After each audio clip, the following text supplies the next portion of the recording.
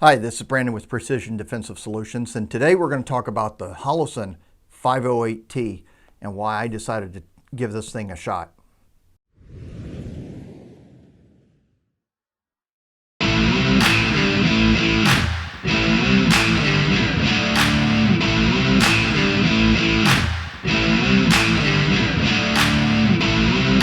So I've been using the Trijicon SRO for about a year, a little over a year, and I really like it. But there's some things I don't like about it, and then there's some things I love about it. I just absolutely love that huge window. But for a carry optic, it really is designed for competition. And for a carry optic, I don't know. It's not the I guess what I would call the easiest to deal with the brightness settings and whatnot. But this isn't about the SRO. This is about the 508T and why I'm looking at the 508T. So we have several Holosuns, the 507Cs, on several of our guns, both student guns and carry guns. Steph carries with a Holosun and Mike carries with a Holosun. And I was the oddball out of the group, and I was carrying with the SRO. One of the reasons I was kind of swaying away from the Holosun, because I originally started with the Holosun, was the window size.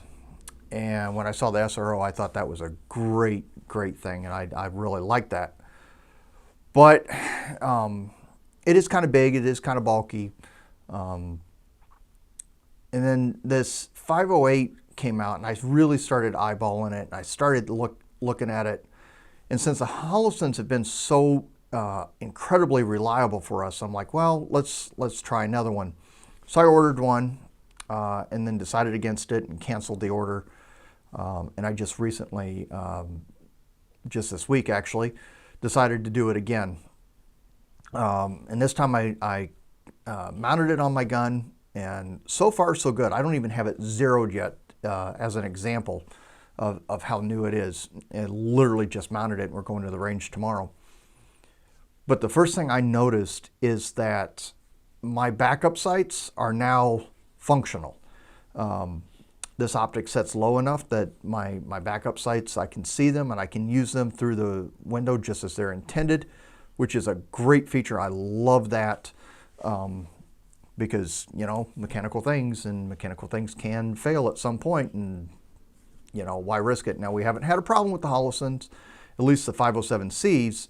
We did with one of the 507Ks, but why not have a backup?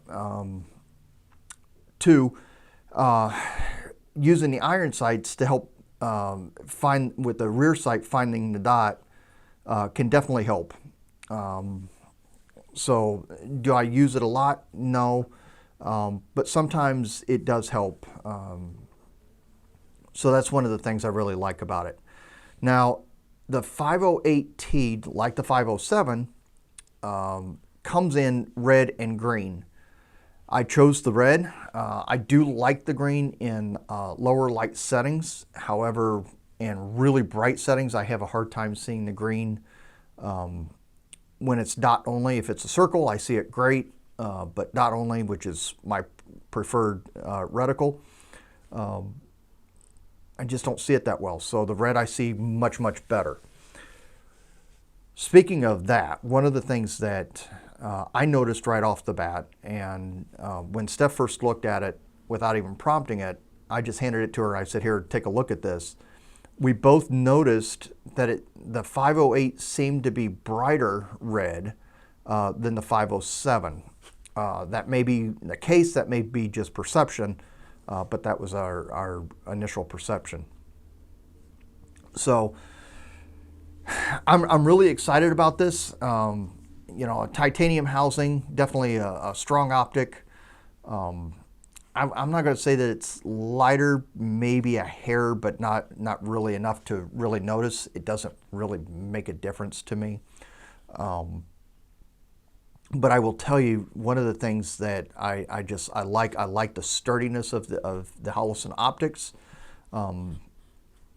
They're just rock solid. And like I said, we haven't had a problem with the 507s or the, and hopefully not with this one. The other thing I really think is going to help me is with the smaller window on my presentation of the gun from the draw, I have to be that much more efficient and that much more precise, which is a big deal for me and I work on anyway. And I noticed that when I switched this over and started doing some dry fire with it, I was actually cheating a little bit and hunching my head still and hunching my neck, which isn't good. That can definitely throw you off. This is forcing me to keep my head up, which has been a problem for me because I don't necessarily feel it in the draw, but this time if I don't keep my head up, I don't find the dot. So through dry fire, the last, just this morning and last night, I'm finding it, 98% of the time right off the draw, and putting it right where I want it. So that's good. Checked on times this morning. I'm slightly slower, maybe a tenth of a second so far. So that's going to pick up fairly quickly. I'm not concerned about that. It's still sub-second. So does it really matter? Maybe, maybe not. I'm not going to stress over it right now. One of the things that I do like about this one too is the low profile. I like the blacked out logos on this Optic. Definitely something that I prefer that aesthetically over the 507. Is it worth the money just for the aesthetics? No. But I think so far what I'm seeing with this one, this is going to be my chosen Optic.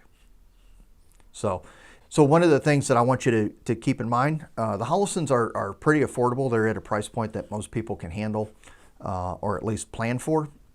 So especially if you've got an optics ready gun and you don't have to have it milled already. So the 507Cs come in at about $310, give or take. The 508T in red comes in at about $370. So it is more expensive, but I think it's going to be a great option. So if you have any questions, please reach out. More than happy to help in any way I can. Don't forget that we've got training classes coming up. Encourage you to get in on those and get some learning in and having some fun with us. We'd love to see you in a class. Take care, everybody. Be safe.